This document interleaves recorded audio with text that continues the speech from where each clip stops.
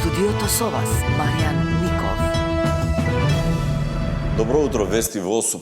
Обвинителката Ленче Ристовска поднесе оставка и го напушти обвинителството. Оставката следува по одлуката на Советот за незините представки од земањето на ингеренциите во случајот Талир. Потенцира дека нема услови за работа, согласно незините принципи. Савески вели дека жали, а власта и опозицијата меѓусебно се обвинуваат. Обвинителката Ленче Ристовска си поднесе оставка. Недела дена откако извиси во изборот за нов републички јавен обвинител и само неколку дена откако новиот шеф Савески ги одзема овластувањата за Талир, таа реши да го напушти обвинителството.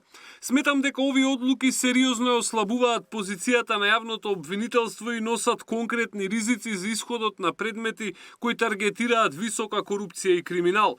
Овие постапки се во директна спротивност со визијата за која се залагам, а тоа е обвинителство кое работи надвор од политички влијанија, ги штити своите професионалци и го брани јавниот интерес доследно и без селекција, пишува Ристовска во своето обраќање. Оставката доаѓа откако нејзиниот нов шеф Савески донесе одлука да им ги одзема овластувањата на сите обвинители кои постапуваат по предмети кои се надвор од надлежностите на обвинителствата во кои работат, па на тој начин Ристовска остана без овластувања да го застапува обвинението во предметот Талир против ВМРО-ДПМН. Савески жали за одлуката на Ристовска. Јавното обвинителство останува без јавен обвинител од кој очекував дека со своето повеќегодишно драгоцено искуство ќе даде придонес кон зајакнување на капацитетите на оваа институција, особено со нејзината позиција како обвинител за врски со Европравда. Одлуката за отповикување на сите овластувања дадени од моите претходници не е персонална и во никој случај не е насочена кон работата на обвинителката Ристовска. Таа одлука е од организацијска природа и нејзината цел е зголемување на ефикасното постапување на јавното обвинителство, вели Савески во писмена изјава до медиумите. Но во СДСМ не му веруваат и го обвинуваат за соработка со власта. Изгледа дека нашите сомнежи ќе се покажат како реални. Мицковски на телевизија разрешува обвинител, поставува своји советници за судии, сопруги на партиски функционери и не спроведува реформи. Потоа, одговорница му задава задачи на обвинителот. Прво, со случаите поврзани со Мијалков и бомбите, а сега и со одземање на предметите за имотот на ВМРО ОКГ. Случаите познати како Талир 1 и Талир 2 за нелегално партиско богатење. Ристовска да не глуми жртва порача од ВМРО-ДПМН. Ристовска беше дел од истото СЈО кое беше водено од рекет дружината на Катица Јанева, кои дрпаа народни пари на име хонорари од СЈО и кое прерасна во машина за политички прогон.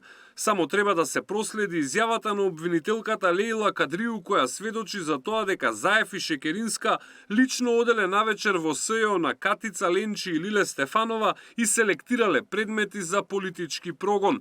Јавноста има право да знае дали оваа оставка е чин на принципиелност или политички перформанс насочен кон градење личен наратив на жртва, порача од ВМРО-ДПМН. Ленче Ристовска беше еден од предводниците на специјалното јавно обвинителство и меѓу најблиските соработнички на Катица Јанева. Обвинителството потроши огромна сума на пари и во краток период отвори голем број на предмети. Згасна заедно со рекетот на Катица Јанева, а најголем дел од отворените предмети се уште не се докажани. Александар Спасовски, Сител телевизија. Обвинителството и полицијата спроведуваат акција против детска порнографија. Според неофицијалните информации, претреси се извршени на повеќе локации во градови низ Македонија. Меѓу осомничените бил и председателот на Бугарско здружение, а како што објавуваат медиумите од Бугарија, станува збор за личност блиска до лидерот на партијата Преродва. Полицијата и обвинителството во лов на педофили. Во координирана акција извршуваат претреси на вкупно 7 локации за обезбедување докази за дистрибуција на детска порнографија. Службите во Струга, Битола и Струмица запленуваат компјутери, лаптопи, телефони и други електронски уреди кои ќе треба да помогнат во истрагата. Официјални детали за тоа колку луѓе се опфатени во акцијата засега нема, но според неофицијални информации, едно од лицата кои се опфатени во претресите е председателот на Бугарското здружение Струмичка Петорка Борче Котевски од Струга, кој има и свој подкаст почетна пресметка на YouTube каналот Б2 канал. Бугарските медиуми, кои главно се повикуваат на информации од македонските медиуми, веќе објавија фотографија од Котевски со ултрадесничарскиот проруски бугарски политичар Костадин Костадинов.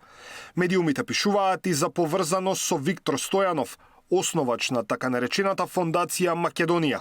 На Facebook страницата на фондацијата речиси без исклучок биле рекламирани сите подкасти на Котевски пред и за време на нивното емитување во етер. Сепак, официјалните информации од службите се штури и за официјални детали ќе почекаме додека не завршат претресите. Основното јавно обвинителство обезбеди наредби за претреси и во координација со МВР презема действија за обезбедување докази, велат од обвинителството.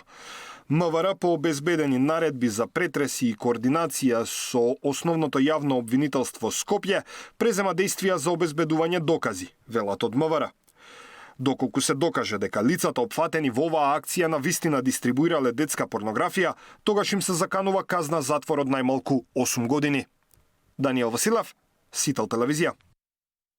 Соседи од зградата во која живеа Ивана и Катја, наставничката, но и нејзиниот вујко сведочат на вчерашното рочиште.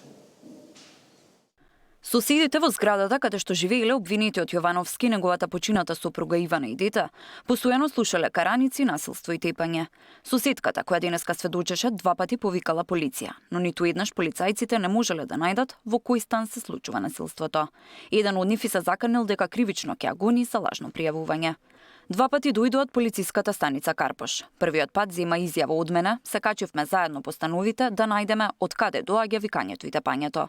Првиот инспектор беше коректен, запиша дека не се слуша никаде, провери во еден стан и си замина. Вториот инспектор кога дојде беше многу дрзок и нервозен, лупаше по станови и врати. Праша на кој спрат се, реков дека не знам, само знам дека се надмине. Откако провери во 3 стана, ми се закани дека ќе добијам кривична пријава за лажно пријавување, сведочеше соседката. Училиштето во кое Катја почнала прво оделение, уште на самиот старт знаеле дека во семејството Јовановски има насилство. Мајката на Ивана и го соопштила тоа на наставничката. Катја пред соучениците демонстрирала како татко и ја тепа мајка ѝ. Учениците игра во училницата и ја забележав Катја како падна на земјата и ги прашав дали играат некоја драматизација на приказна. Катја рече дека татко и кога ја удрил мајка и таа така паднала. Веднаш го известив психологот на училиштето и таа разговараше со Катја, а потоа и со Ивана и ја упатила каде да се обрати во случај на семејно насилство, а нам ни рече да внимаваме на Катја, сведочеше наставничката. Ивана не се враќала доброволно во станот кај обвинетиот Јовановски, тој се заканувал и покажувал и пиштол, но и уцени дека ќе го земе детето, сведочеше нејзиниот брат. Тамара Дичевска, Сител телевизија.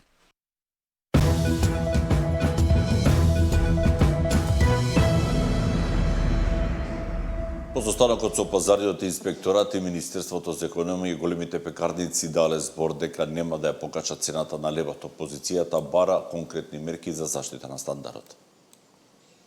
За сега ќе нема поскапување на лебот, уверуваат големите пекарници по денешниот состанок со државните институции. На маса седнале директорот на Државниот пазарен инспекторат, заменик министерот за економија и представници на мелничко-пекарската индустрија, која држи најголем дел од пазарот. Иако дел од пекарниците ни земјава, веќе најавија дека ќе го зголемат белиот леб за 3 до 5 денари.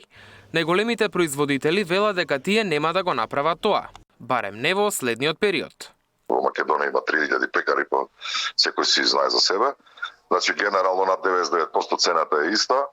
Вториот заклучок се донесе дека цената нели ќе се одржава и ќе се следи ситуацијава во следниот период, значи негде до крајот на месецот. И дека ќе следиме ситуацијата сите заеднички, за ако се случи нешто, некој влошување на ситуацијата, да можеме да донесеме некој заеднички заклучок. Значи да стопираме, да кажеме, на некој начин тоа зголемување. Пазарните инспектори пак во вонредните контроли забележале ценовни разлики само кај јајцата и зејтинот. Но од СДСМ велат дека реалноста е поинаква.